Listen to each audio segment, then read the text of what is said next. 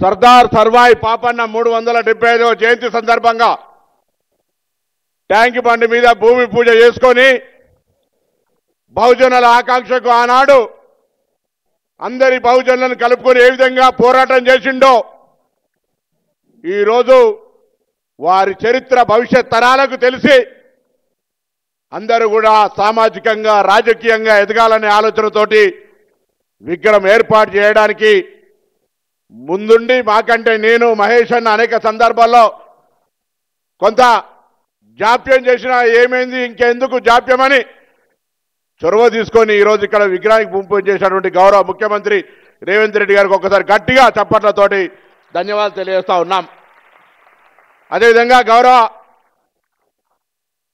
ఉప ముఖ్యమంత్రి గారు బట్టి విక్రమార్క గారు,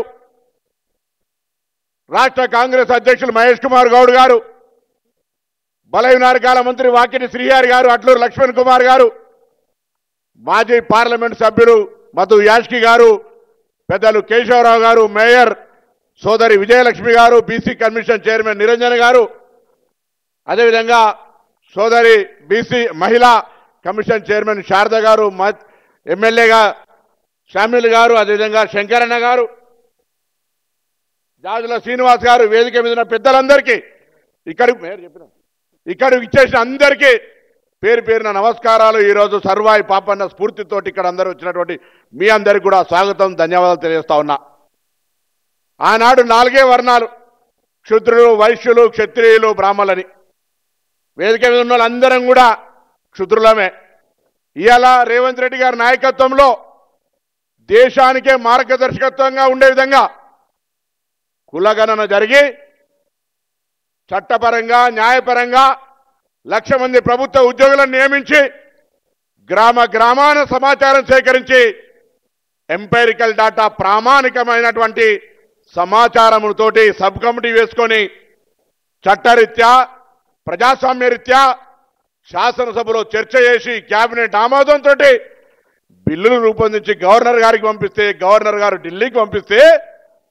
ఎందుకు చెప్తున్నా అంటే ఇవాళ మన హక్కు కోసం పోరాడి సామాజిక న్యాయం కోసం ఆనాడు సర్దార్ సర్వాయి పాపన్ ఏ స్ఫూర్తితోనైతే పోరాడిండో ఇవాళ ప్రతి ఒక్కరు కూడా బహుజనులను కలుపుకొని ఆ రాజ్యాంగానికి సంబంధించి లోబడి ఇచ్చేటువంటి ఒక ప్రక్రియను సాధించుకోవడానికి అందరూ కూడా భావజ్వాల వ్యాప్తితోటి కానీ కార్యోన్ముఖులు ఏ విషయం లోపల అందరూ కూడా చొరవ తీసుకోవాలని సందర్భంగా కోరుతా ఉన్నా. ఈరోజు ఈ యొక్క 42% ఒక రాజకీయాలకు మాత్రమే అనుకుంటా ఉన్నారు. దయచేసి విద్యా ఉద్యోగాల్లో అనేక రకాలుగా జీవితాలు బాగుపడతాయి. నిన్ననే గౌరవ ముఖ్యమంత్రి గారు ఉస్మానియా యూనివర్సిటీ వైస్ ఛాన్సలర్ వస్తే చెప్తా ఉన్నారు, ఇవాళ మనం భూములు వంచాలంటే భూములు, డబ్బులు వంచాలంటే డబ్బులు, సంక్షేమ కార్యక్రమాలు కాదు, విద్యను ఈయన మనం అందియగలిగితే భవిష్యత్ తరాన్ని నిర్మించినట్టే అనే మాట చెప్తా ఉన్నారు ఇవాళ. కాబట్టి దయచేసి ఇక్కడ వచ్చిన ప్రతి ఒక్కరు కూడా బహుజనులకు నాయకత్వం వహించే ఆలోచన కలిగిన ప్రతి ఒక్కరూ భవిష్యత్ తరానికి విద్యను అందించి మన వాళ్ళంతా విద్యను పొందేటువంటి ఒక ప్రయత్నం చేయాలని కోరుతా ఉన్నాను. మీరు ప్రదేశ్ కాంగ్రెస్ అధ్యక్షుడిగా హుస్నాబాద్ నియోజకవర్గంలో ఉండేటువంటి సర్వాయిపేట కోటలకు వచ్చినారు. ఇలా దానిని మీరు గత ఏడాది ఇచ్చిన 4.5 కోట్లతోటి సుందరంగా మంచి ఒక అందరికీ ఉపయోగపడేటువంటి ఒక సమాచారం, అక్కడ కోటలు, వారికి ఉన్నటువంటి అనేక రకాలుగా ఆనవాళ్లతో ఒక మంచి భవనాన్ని అక్కడ నిర్మిస్తా ఉన్నాం, విగ్రహాన్ని పెడతా ఉన్నాం మనం. ఆ విధంగా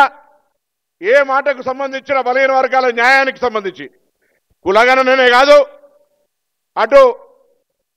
విదేశాలకు పోయేటువంటి స్కాలర్షిప్లకు సంబంధించుకోవచ్చు, ఇక్కడ చదువుకునేటువంటి పిల్లల యొక్క స్కాలర్షిప్లకు సంబంధించుకోవచ్చు, మెచ్చార్జీలకు సంబంధించుకోవచ్చు, ప్రతి అంశం మీద విద్యతో కూడినటువంటి అనేక ప్రమాణాలకు సంబంధించి పూర్తిగా స్వేచ్ఛగా ఈరోజు ప్రభుత్వం మద్దతు తెలుపుతా ఉంది. దయచేసి దాన్ని ఉపయోగించుకోవాలని కోరుతా ఉన్నా. రాజకీయంగా కూడా ఆనాడు సర్వాయి పాపన్ ఒకటే స్ఫూర్తి, ఒంటరిగా పోరాటం చేయలే,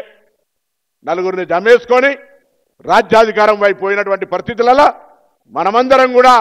సామాజికంగా అందరూ కలిసి ఆ ప్రజాస్వామికంగా విద్యతో పాటుగా రాజకీయంగా ఉండేటువంటి ఉన్నతమైన శిఖరాలకు పోవడానికి ప్రయత్నం చేయాలని కోరుతూ, తప్పకుండా ఇలా రాష్ట్ర వ్యాప్తంగా అందరూ కూడా సంతోషపడుతూ ఉన్నారు గౌరవ ముఖ్యమంత్రి గారు. ఎందుకంటే చాలా కాలంగా అందరూ ప్రయత్నం చేశారు, పాపం ఎవరు ప్రయత్నం లేదని ఏం లేదు, మాకంటే ముందున్న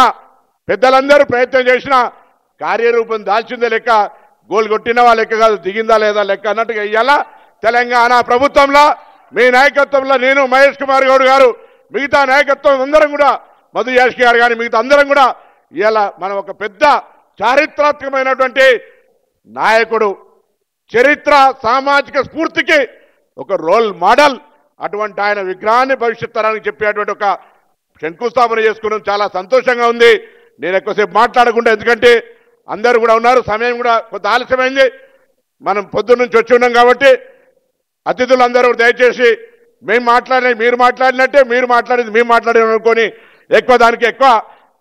ఏమనుకోకుండా దయచేసి సమయాన్ని దృష్టిలో పెట్టుకొని